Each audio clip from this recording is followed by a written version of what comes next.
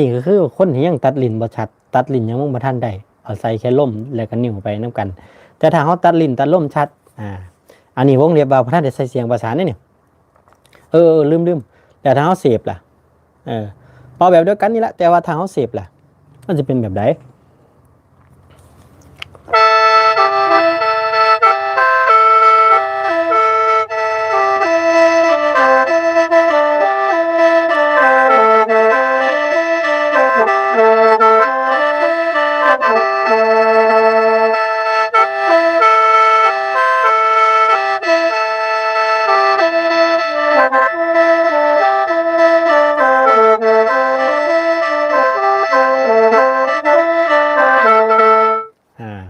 เอา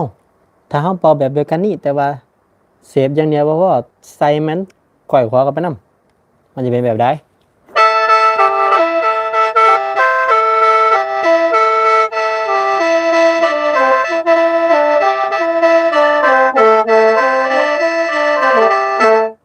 หรือยังบ่พอ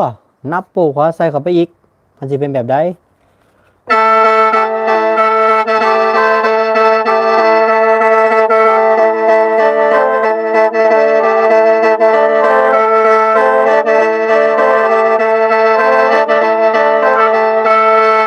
นะครับเห็นบ่ให้พี่น้องพิจารณาเบิ่งนะครับฟังเบิ่งว่า